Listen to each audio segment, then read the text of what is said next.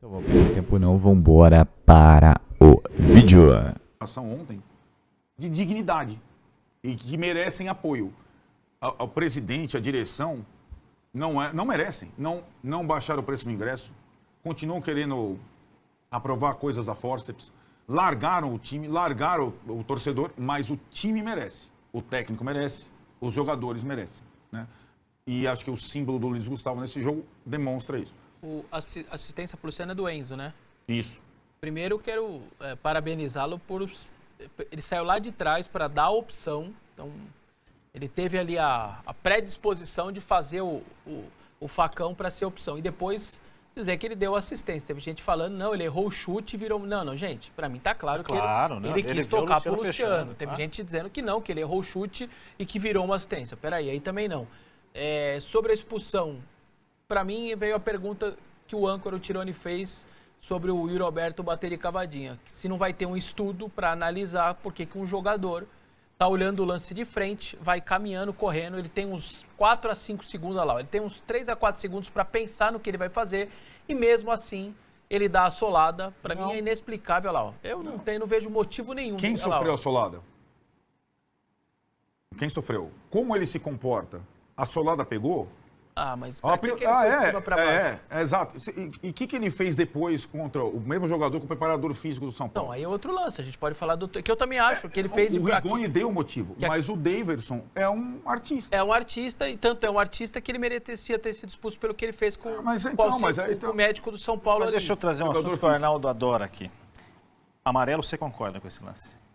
Sim, claro. E aí o árbitro não dá, o VAR chama, ele é obrigado a dar. Claro, é o Wagner Riuê, o VAR apitando o jogo, como apitou no Beira-Rio, como apitou com o Daronco, exatamente isso aí. O Daronco estava do lado do lance, né? Ele dá vantagem, porque o Fortaleza vinha para o contra-ataque, é um contra-ataque perigoso, e aí o Wagner Riuê chama. Mas beleza, eu acho aí deu o motivo, deu a brecha. O jogador deu a brecha, tá no risco. O lance de Flamengo e Cruzeiro que a gente não tem é praticamente o mesmo. Que é o William Tem um pedacinho ali, um jogador de São Paulo põe a mão na boca para resenhar com... Do tipo, deve estar, caramba, meu, você podia ter dado uma segurada aí. Era só dar um amarelo? Não, falando até pro próprio companheiro do... Olha lá, os dois, ó, na resenha. Do tipo, pô, você deu brecha e tal. Então, assim, eu não entendo porque que um jogador, ele podia dividir normal, podia nem dividir, era só cercar, ele vai lá e põe de cima para baixo. Para mim, a expulsão E aí, assim, né? Não tem muita discussão. Eu vejo lá o... Isso significa, fora questão concreta, né? Você não indo ao estádio, você está punindo quem? O Casares? Por quê? Não, pelo contrário. Pelo contrário nesse caso, né? Porque não vai ninguém protesta. Então... Você está punindo o time, que precisa da torcida. Esse é o meu ponto. Não é uma questão individual, eu não vou porque eu não gosto dos jogadores, porque o time é fraco, porque... Cara, pra mim isso não dá. E aí, vou fazer até uma provocação. A torcida do Corinthians é exemplar nisso. Os caras enchem o estádio na boa e na ruim. Protestam, brigam, mas estão lá, cara. Estão lá apoiando o time. Mas fala. Exato. Eu acho que a grande façanha da torcida do São Paulo nos últimos anos foi justamente acompanhar a torcida do Corinthians, na boa e na ruim. Na verdade, eu acrescento algumas coisas. O estádio vazio, ele empodera os cartolas. Sim. Ele esvazia o cruzeirense. E aí, assim, o estádio vazio interessa ao Casares. O time tá de sacanagem, o técnico tá de sacanagem para não merecer o apoio do torcedor? Acho que não. Pois é. Aproveitando o gancho, então eu acho assim, tem as duas coisas, a coisa que você escreveu, o torcer pro time, e acho que esse time, com todas as limitações, é um time que merece apoio, e a situação de ser um conforto, o estádio vazio pro Cartola. Sim. Sempre assim. Uma outra coisa, eu nem sei se alguém vai perguntar sobre isso, mas eu vou me adiantar. Se perguntar, a gente estende o debate. A gente tem acompanhado o São Paulo 2025, que é um ano bem difícil, complexo, sobretudo das questões fora de campo. E o que eu tenho reparado são opiniões. O Morumbi Zero ainda não é o caso, porque é uma outra conversa, mas eu tenho acompanhado... Isso talvez o retrato dos tempos atuais, uma lacração em relação a jogadores e tudo mais. Eu não vou nem falar do treinador que já saiu, porque toda hora que a gente fala desse tema, os caras ficam falando que é Zubalov. Você entendeu?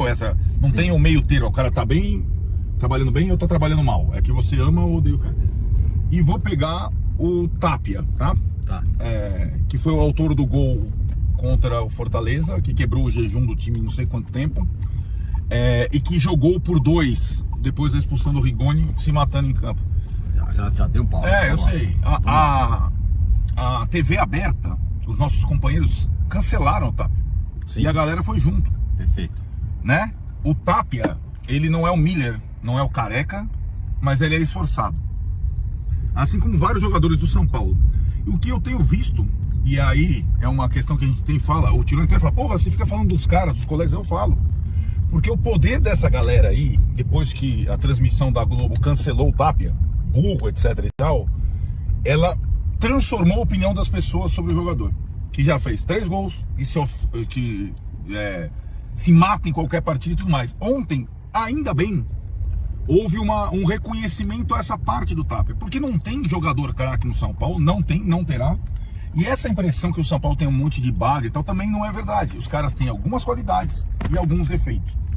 Então, só para balizar a opinião de vocês, porque o que eu tenho visto é um cancelamento gigante de gente na TV aberta que fica falando para colocar atacante no lugar de volante e sempre dá errado, e formando a opinião das pessoas. Então, forme a sua opinião com várias impressões. Assista o cara jogar, tente assistir neutralmente e depois teste essas opiniões.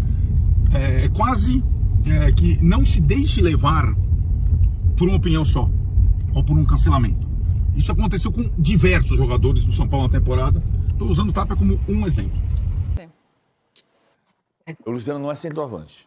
Ele foi centroavante do Corinthians no Aliás, primeiro ele turno. joga melhor como um segundo atacante e é como ele gosta de jogar mais, né? Ele estava ali já quebrando um galho. O Tapia também não é centroavante. Eu não resisto, né? Você viu que quando ele sai da área, ele tapeou a defesa do Fortaleza.